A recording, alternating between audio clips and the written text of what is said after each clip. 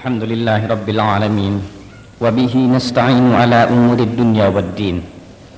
Ashhadu an la ilaha illallah wa ashhadu anna Muhammadan abduhu wa rasuluh.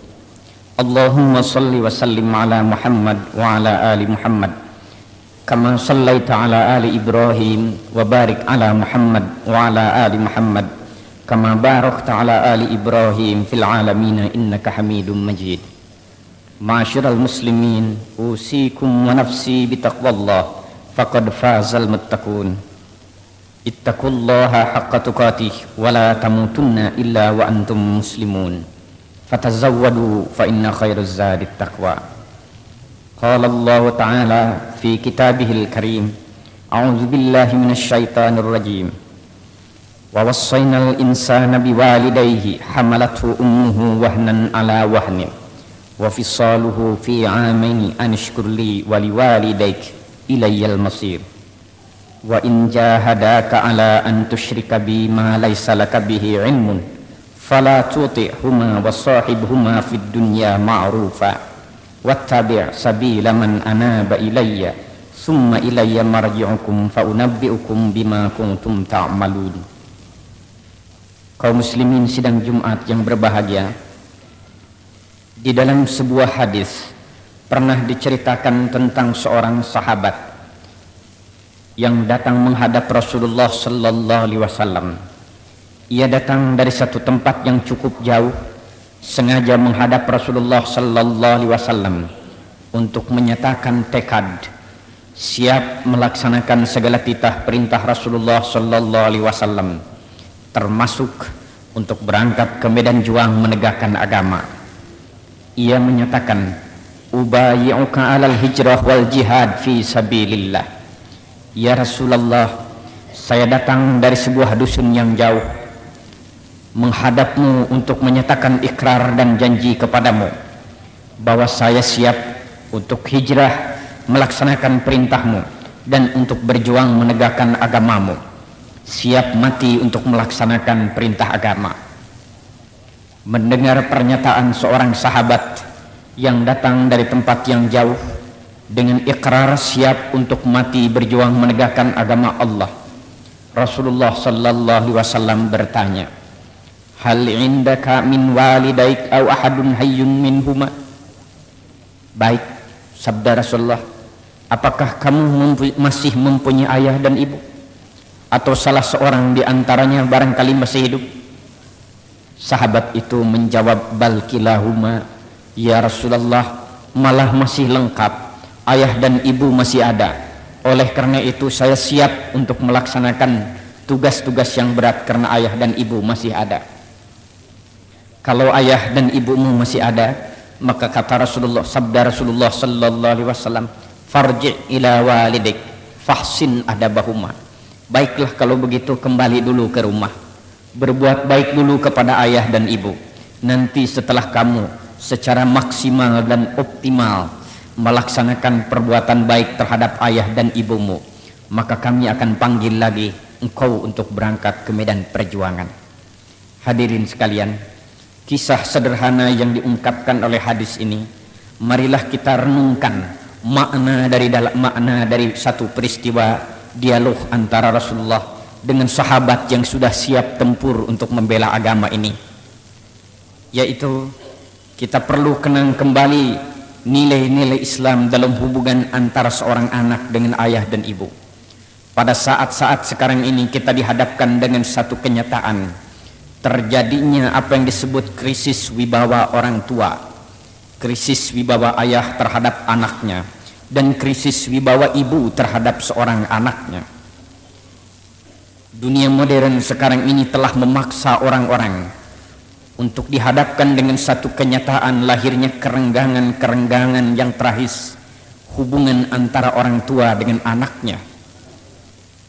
Dunia modern dengan meningkatnya kemajuan di bidang teknologi telah melahirkan sejumlah kenyataan bahwa hubungan antara seorang ayah, ibu dan dengan anaknya tidak lagi hubungan sebagai manusia yang manusiawi, tetapi hubungannya lebih banyak ditekankan kepada soal-soal yang bersifat materi dan tidak manusiawi. Tantangan dunia modern telah memaksa kita untuk melakukan kompetisi dan berlomba di bidang mencari harta, meningkatkan karir dan mencari keinginan-keinginan yang bersifat duniawi, yang tidak sedikit telah memberikan satu akibat kepada diri kita, yaitu lupa akan tugas, lupa akan kewajiban yang fardu ain, yaitu kehidupan yang harmonis antara ayah anak, antara suami istri dan dengan anaknya. Saat sekarang ini tidak lagi menjadi berita kalau seorang anak membentak dan menyakiti ayah dan ibunya, karena nampaknya sudah terbiasa terjadi di mana-mana. Bahkan sering menjadi berita kalau seorang anak itu berbuat baik kepada ayah dan ibunya, karena keadaan semacam ini sudah semakin langka dan jarang terjadi di masyarakat modern. Sering kita merasakan bahwa berdusta sebagai sesuatu dosa, tapi sering-sering kita lupa bahwa membentak ayah dan ibu kita tidak merasa dosa. Kita sering-sering merasa sudah memiliki iman yang kuat karena kita sudah rajin melakukan salat puasa. Akan tetapi kita lupa bahwa ada kewajiban lain yang sering kita lupakan, yaitu berbuat hormat yang sungguh-sungguh kepada ayah dan ibu kita, yang merupakan ciri utama daripada kehidupan seorang muslim. Hadirin kaum muslimin, persoalan demi persoalan yang menyangkut anak sekarang ini adalah menjadi isu dunia modern. Berbagai macam lembaga telah dibentuk di negara-negara yang sudah maju untuk menangani masalah anak, terutama sekali dalam hubungan anak dengan orang tua dan hubungan anak didik dengan guru-gurunya. Kejadian mutaakhir di beberapa kota besar di Indonesia seperti Jakarta memberikan keperhatian yang sangat serius bagi kita. Juga kejadian-kejadian di negara modern sebagaimana yang diungkapkan oleh berbagai macam pers internasional adalah sesuatu yang mendesak kepada seluruh ayah dan ibu untuk melihat kembali tentang sistem, tentang apa yang dilakukan di dalam pembinaan keluarga. Pada tahun 1978 di negara Jepang pernah diadakan penelitian tentang kekerasan-kekerasan yang dilakukan oleh anak-anak. Dicatat sebanyak 6.763 anak yang terlibat di dalam kejahatan dalam tindak kekerasan. Dan sangat menyedihkan bahwa dari 6.763 anak yang melakukan tindak kekerasan itu, justru 4.288, hampir sekitar 80%, dilakukan oleh anak-anak di bawah umur 15 tahun. Pada tahun 1980, artinya 2 tahun kemudian, diadakan penelitian kembali. Ternyata kenakalan dan kejahatan anak-anak naik secara drastis, hampir 2 kali lipat. Dan lebih aneh lagi, dari 9.058 anak yang melakukan tindak kekerasan, 7.108 adalah dilakukan oleh anak-anak di bawah 15 tahun. Ini adalah terjadi di salah satu negara Asia yang dikenal paling maju, negara Jepang, yang menurut catatan ini jumlah yang besar itu hanya 1,2% dari jumlah anak-anak. Apa yang terjadi di Jerman Barat dicatat 2,5%. Bahkan di negara yang paling maju, yang dikenal paling baik katanya sistem pendidikannya, malah justru tercatat 5,9%, yaitu di Amerika Serikat. Berapa di negara kita sampai sekarang belum ada penelitian. Tetapi berita-berita mutakhir yang kita ikuti melalui koran dan berita-berita jelas menunjukkan sesuatu yang dapat mengakibatkan keprihatinan setiap ayah dan ibu. Oleh karena itu mari kita renungkan kembali, hadirin sekalian, apa yang dinyatakan oleh Rasulullah sallallahu alaihi wasallam kepada seorang sahabat yang datang sengaja dari tempat yang jauh, siap untuk membela agama dan siap mati berkalang tanah untuk membela Islam. Oleh Rasulullah sallallahu alaihi wasallam, seorang yang sudah siap tempur ini malah justru ditanya, "Apa kamu masih punya ayah dan ibu?" Sahabat itu menjawab, "Saya masih punya ayah dan ibu." Kalau memang masih mempunyai ayah dan ibu, pulang dulu ke rumah, berbuat baik dulu kepada ayah dan ibu. Berbuat baik kepada ayah dan ibu diperintahkan oleh Rasulullah sallallahu alaihi wasallam kepada orang yang justru pada waktu itu sudah siap membela agama Allah. Mungkin kepada Rasulullah telah disampaikan bahwa anak itu belum sempat berbuat baik yang maksimal kepada ayah dan ibunya, sehingga usaha yang dia akan lakukan termasuk berjuang menegakkan agama, jihad dan hijrah dinilai sebagai sia-sia sebelum dia sempat berbuat baik yang maksimal kepada ayah dan ibunya. Dalam sebuah pidato Rasulullah sallallahu alaihi wasallam pernah bertanya kepada para sahabat dengan sebuah pertanyaan yang dapat membangkitkan sesuatu perhatian yang luar biasa dari sahabat. Rasul bertanya, ayyul amal ahabbu ilallah? Wahai para sahabat, amal apakah yang paling dicintai oleh Allah? Para sahabat menjawab, Rasulullah lah yang paling tahu amal apa yang paling dicintai oleh Allah yang patut dan pantas kami lakukan. Rasul memberikan pernyataan. Yang pertama, sabda Rasulullah, as-salatu ala waktiha, yaitu melakukan salat pada awal waktunya. Ini adalah amal yang paling dicintai oleh Allah. Melatih disiplin diri pada saat dipanggil muazin untuk melakukan salat. Kita siap untuk meninggalkan segala macam kesibukan, untuk menyediakan waktu sekitar 5 menit, menghadapkan diri kepada Allah, menyatakan Allahu Akbar, melakukan salat. Dan yang kedua, birrul walidain, berbuat baik kepada ayah dan ibu. Dan yang ketiga, al jihad fi sabilillah, berjuang menegakkan agama Allah. Birrul walidain, berbuat baik kepada ayah dan ibu, dimasukkan kepada salah satu di antara 3 amal besar yang dinilai sebagai amal yang paling dicintai oleh Allah Subhanahu wa taala. Oleh karena itulah pantas apabila Al-Qur'anul Karim menyebutkan keharusan seseorang berbuat baik kepada ayah dan ibu adalah merupakan rangkaian daripada 3 amal besar yang menjamin keselamatan seseorang. Di dalam Al-Quran surat An-Nisa ayat 36, Allah Subhanahu wa taala menyatakan, wa'budu wa la tusyriku wa bil walidaini ihsana. Sembahlah olehmu Allah, ibadahlah kamu kepada Allah, dan kemudian jangan kalian menyekutukan Allah setelah itu, dan berbuat baiklah kamu kepada ayah dan ibumu.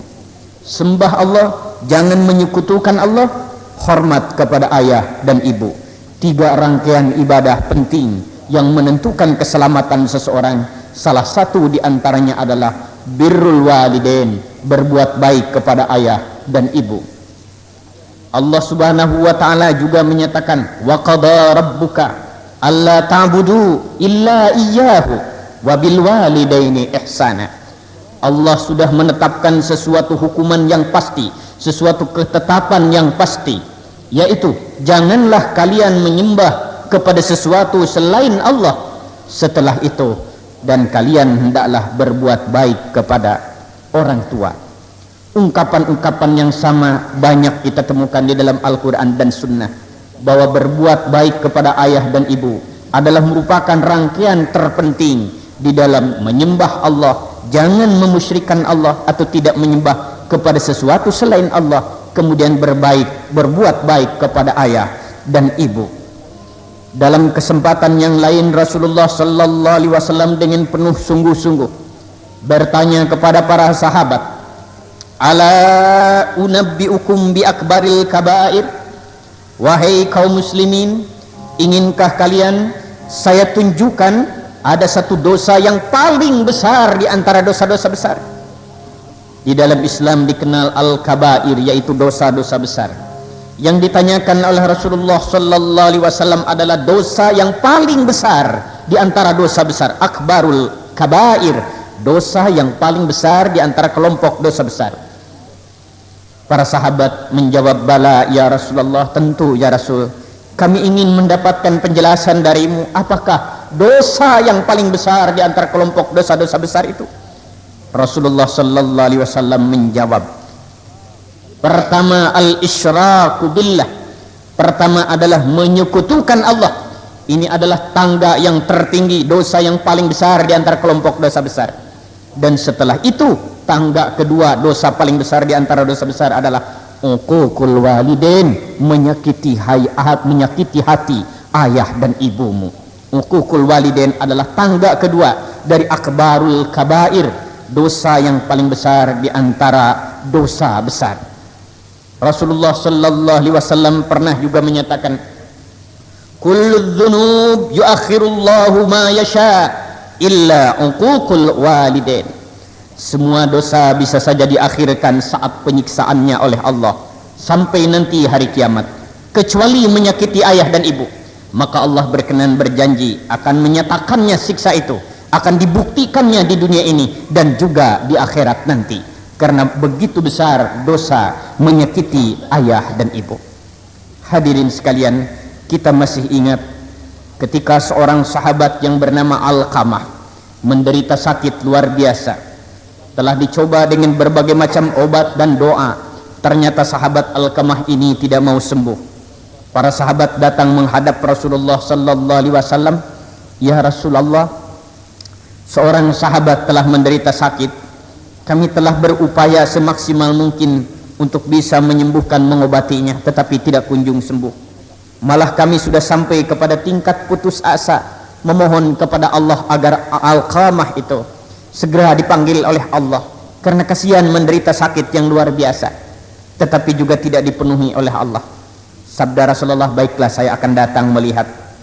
Ketika Rasulullah sampai melihat keadaan Alqamah yang sangat menyedihkan, sakit dalam keadaan payah, dalam keadaan parah, dan dia juga dalam keadaan tersiksa yang luar biasa, maka pada waktu itu Rasulullah sallallahu alaihi wasallam bertanya, "Apakah sahabat ini masih mempunyai ayah dan ibu?"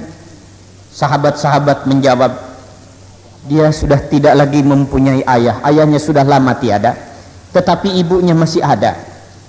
Rasul bertanya, "Mana ibunya?"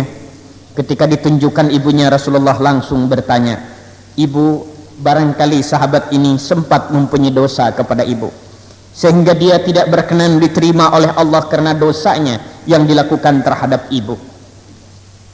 Ibu itu menjawab, "Tidak ya Rasulullah."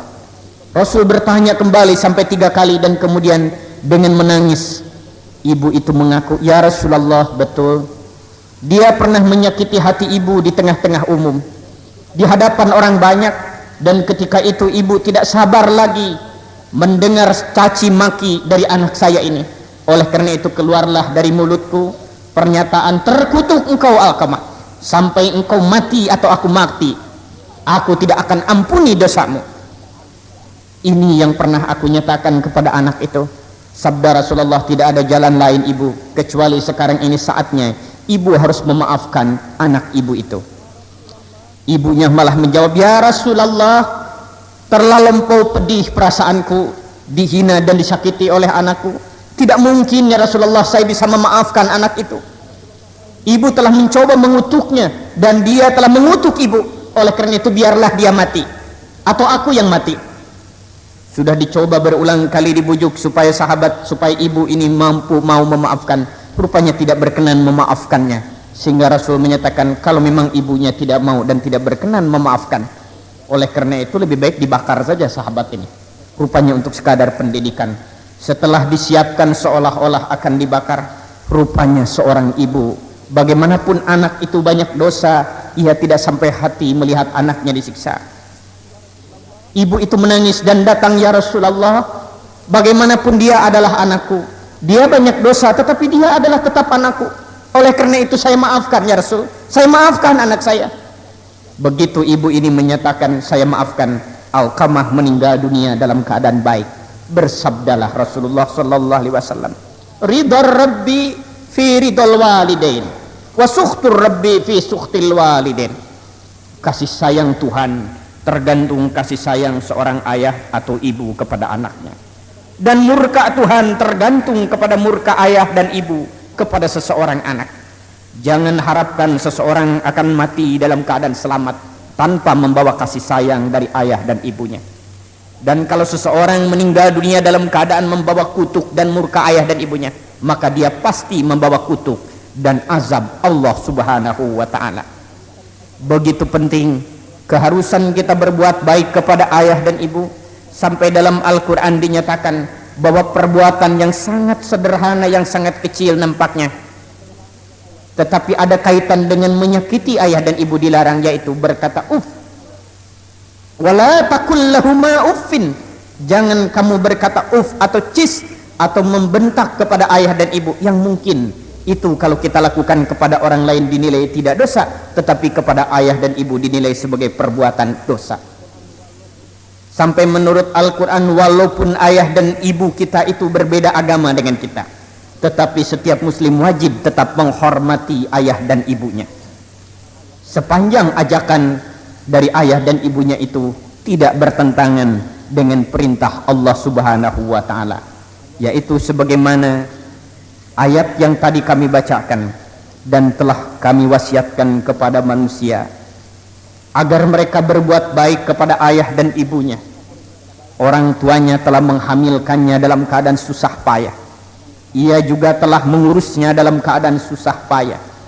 Hendalah ia berterima kasih kepadaku dan juga terima kasih kepada ayah dan ibunya. Andai kata orang tua mereka atau orang tuamu memusuhi kamu, mengajak kamu dan memaksa kamu untuk berbuat musyrik kepada Allah, janganlah kamu patuhi perintahnya, tetapi tetap gauli mereka di dunia ini dengan sebaik-baiknya, walaupun mereka berbeda agama. Dan mintalah kepada Allah supaya orang tua itu mendapatkan petunjuk dan hidayah Allah. Ketika seorang sahabat bertanya, ya Rasulullah, ibu saya tetap tidak mau memilih Islam sebagai agama, apakah saya harus tetap menghormatinya? Rasul menjawab, hormati, itu adalah ibumu, tetapi kamu jangan patuh kepadanya kalau perintahnya itu bertentangan dengan perintah Allah, tetapi tetap kamu harus hormat kepadanya. Hadirin kaum muslimin sidang Jumat yang berbahagia, Rasulullah sallallahu alaihi wasallam pernah ditanya, man ahaqqun nas bi husni sahabati? Ya Rasulullah, siapakah di antara manusia yang paling pantas dan paling layak untuk mendapatkan penghormatan daripadaku? Jawaban Rasulullah, ummak, ibumu. Setelah itu ibumu, setelah itu ibumu, setelah itu ayahmu. Hormat kepada ibu adalah merupakan langkah yang paling pertama yang diperintahkan oleh Rasulullah sallallahu alaihi wasallam, sehingga Rasul juga pernah menyatakan al jannatu tahta aqdamil ummahat, bahwa sorga itu adalah di bawah telapak kaki ibunya. Artinya seorang anak itu akan selamat tergantung sikap terhadap ibunya, dan anak itu akan selamat atau celaka tergantung pendidikan ibunya. Dalam hadis inilah hadirin sekalian mengingatkan kita kembali bahwa di tengah-tengah kita mengumandangkan tentang apa yang orang namakan emansipasi wanita, tentang meningkatkan karir kaum wanita, hak-hak yang sama wanita, hendaklah kita ingat bersama apa yang dinyatakan oleh Rasulullah, oleh Allah Subhanahu wa ta'ala, wa qarna fi buyutikunna, jangan lupa tugas, yaitu seorang ibu mempunyai tugas diam di rumah mendidik anak. Ini adalah kewajiban yang paling pertama dan utama. Peningkatan karir dan menambah penghasilan adalah langkah yang kedua, tapi yang paling utama adalah mendidik dan melahirkan anak-anak yang saleh. Hadirin sekalian, tidak ada satu kebahagiaan yang diperoleh oleh seseorang setelah wafat, pada ketika wafat, setelah iman, adalah lebih daripada mempunyai anak yang saleh yang selalu mendoakan ayah dan ibunya.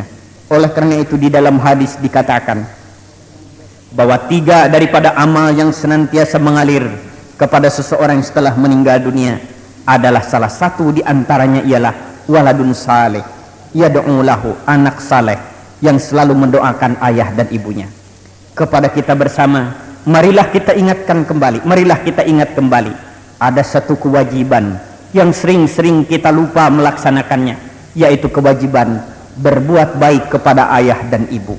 Baik kita yang sudah berkeluarga maupun kita yang belum berkeluarga, kita mempunyai kewajiban yang sama setelah menyembah Allah dan tidak menyekutukan Allah, yaitu berbuat baik kepada ayah dan ibu. Ini adalah bagian terpenting daripada ajaran Islam, salah satu di antara ajaran Islam yang terpenting, yang telah dicoba oleh Rasulullah sallallahu alaihi wasallam. Diberikan norma aturan, diberikan kepada kita konsep-konsep norma dan konsep nilai untuk membendung arus sebagaimana yang kita lihat sekarang, yaitu adanya gejala bahkan fenomena baru di dunia modern, krisis wibawa orang tua terhadap anak, kecenderungan perasaan tidak merasa dosa kalau membentak ayah dan ibu dan menyakiti ayah dan ibu.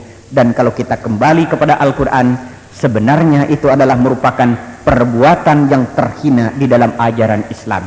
Dan seorang muslim yang baik, cirinya antara lain adalah berbuat baik kepada ayah dan ibu. Aqulu qawli hadza fastaghfirullahal adzim innahu huwal ghafurur rahim.